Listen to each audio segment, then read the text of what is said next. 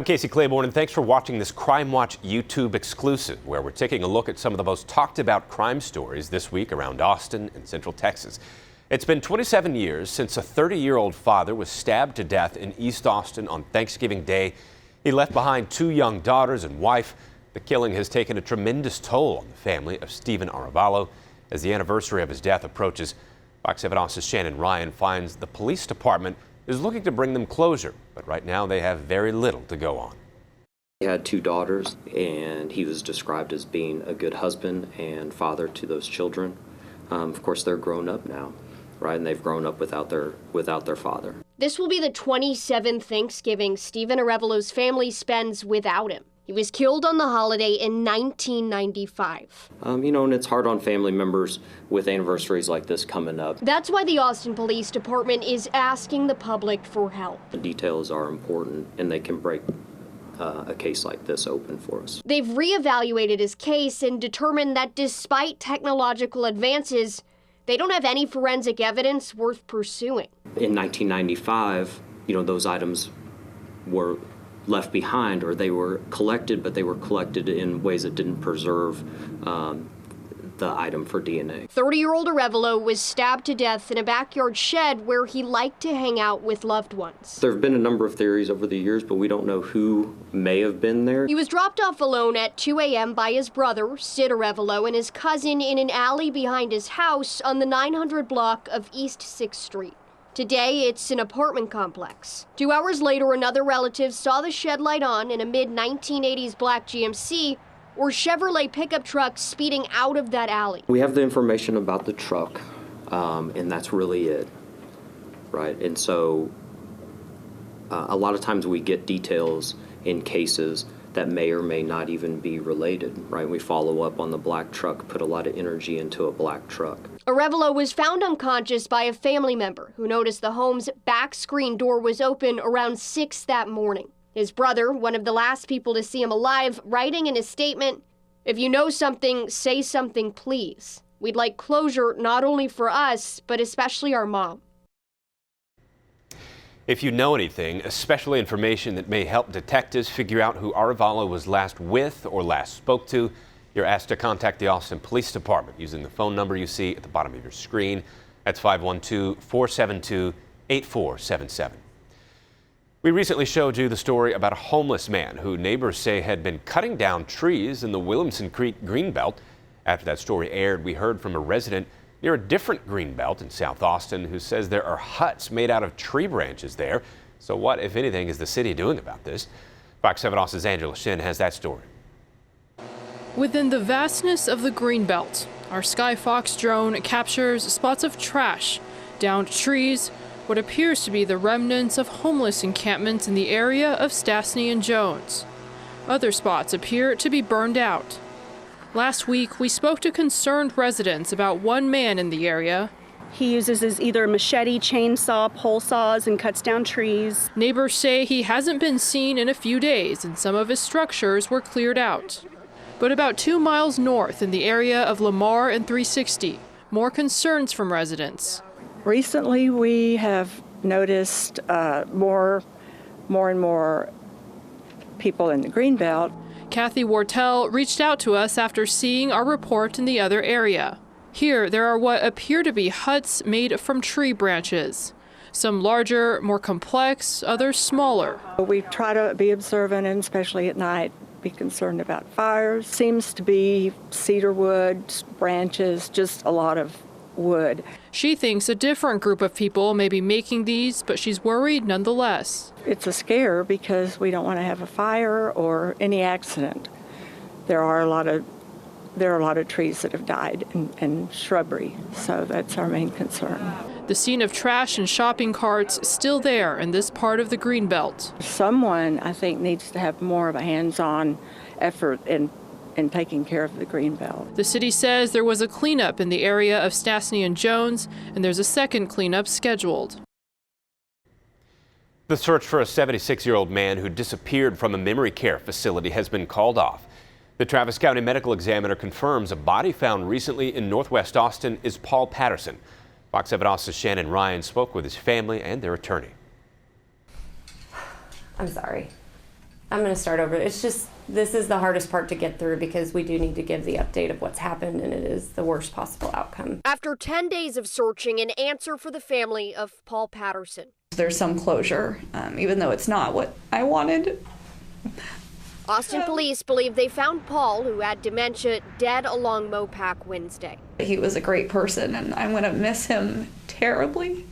Paul had left the Colonial Gardens Memory Care Facility more than a week prior. Amber Russell, an attorney representing his daughter Laurel Patterson, says he followed a staff member out the door. And then Mr. Patterson was not reported missing to APD for 7 hours. That means for 7 hours, this man was allowed to walk.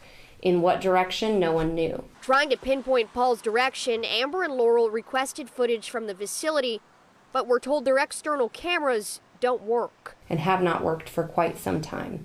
Again, it's a memory care facility. We're talking about very basic standards. With ongoing Austin Police and Texas Health and Human Services investigations, the women were vague about their plans for upcoming legal action, but made it clear they want the facility to be, quote, held responsible. And we want to make sure this doesn't happen to anybody else. Shannon Ryan, Fox 7 Austin News. Austin police have arrested 4 people accused of dozens of thefts. Police believe they're part of a theft ring that broke into storage units across town. Fox 7 Austin's Rudy Koski spoke with one of the victims. 2 storage facilities on West 5th are among the dozens of sites targeted by a theft ring, according to Austin police. These 4 people are accused of breaking into those storage units, taking property worth thousands of dollars from more than 100 people. One of the possible victims, Jesus Yanes, who spoke to Fox 7 Friday by phone about the arrest. I heard this story back a few months that they were also all the way down to Waco. And it's the same people breaking into units. In February, Yanes showed Fox 7 his storage unit off of Burnett Road after it was broken into.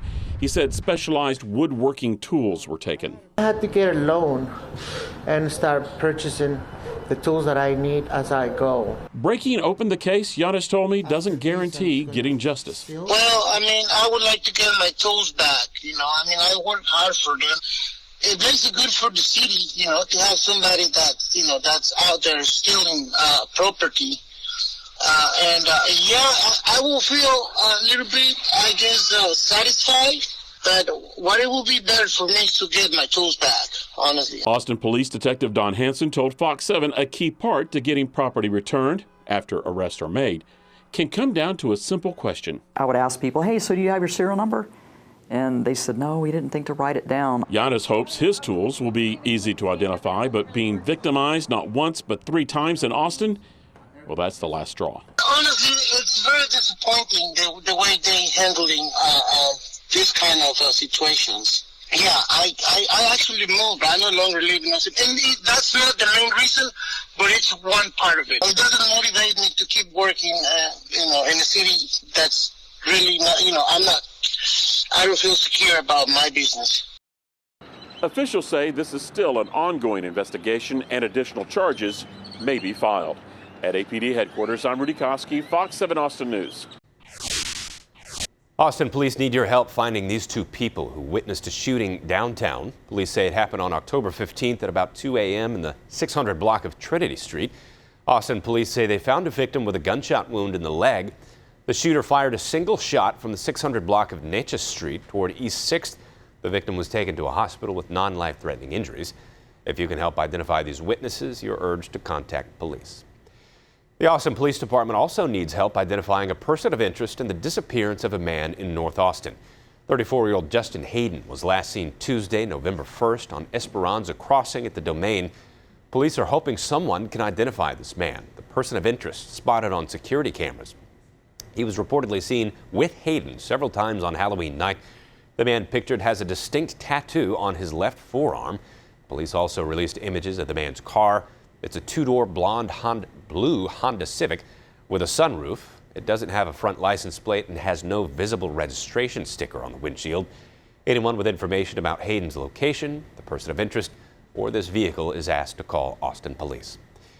Heading to Round Rock now, where a pastor accused of possessing child pornography chose to face a judge and his family in court.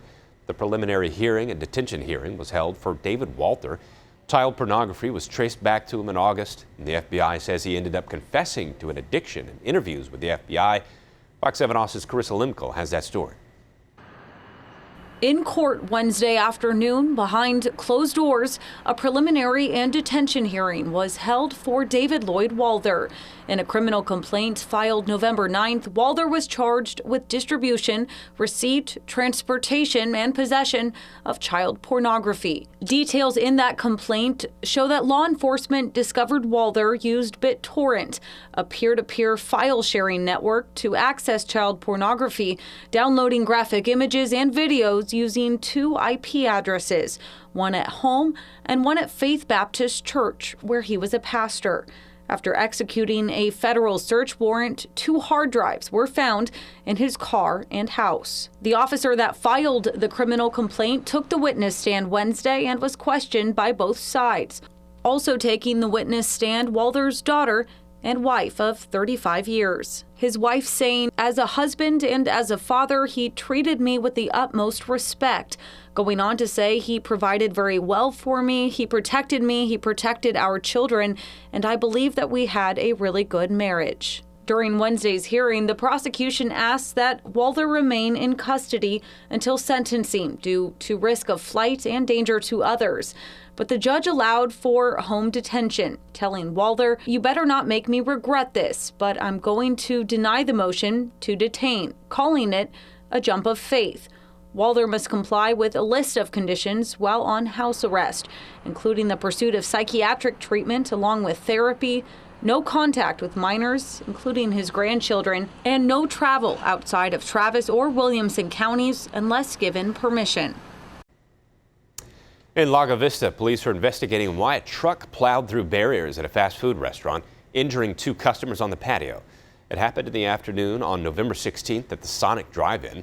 Instead of calling 911, an employee ran to the fire station to tell someone pinned was underneath the vehicle and needed help. With the fire station just down the block, a crew was able to get there within seconds. Found the gentleman had been extricated from beneath the railing by bystanders, and so they immediately assessed him and began treatment. There was a second individual that was also struck, but not as serious, and actually refused any treatment or transportation. The man who was pinned and taken to a hospital has since been released and is expected to be okay. To Lakeway now, where police say a teenager who allegedly rammed into a police cruiser and backed into an officer standing next to one has been arrested. On November 14th, Lakeway police got a report about a suspicious man in the Rough Hollow area. During the investigation, they say they found out the vehicle the man was driving was reported stolen from Austin. When officers got there, the driver, 17-year-old Jaden Smith, took off, forcing police to chase. Smith drove into a cul-de-sac. That's when he decided to drive the car into police cars to try and get away. He also backed into an officer who was on foot. Smith has been arrested in Uvalde and is charged with aggravated assault with a deadly weapon and evading arrest. Ending now in Fayette County, where a Fayette County jail inmate is back in custody after running away from an emergency room. The sheriff's office says 30-year-old Deshaun Villanueva claimed he was sick, so he was taken to the ER at St. Mark's Medical Center in LaGrange for treatment.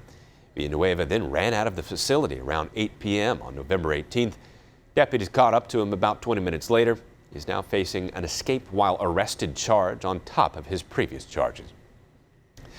Thanks for watching this Fox 7 Austin Crime Watch. Our exclusive Crime Watch stories run each Monday on Fox 7 Austin News at 9. Again, to learn more about the stories featured today, look for the links below this video. You can also find more stories on our website, fox7austin.com, or subscribe to the Fox 7 Austin YouTube channel.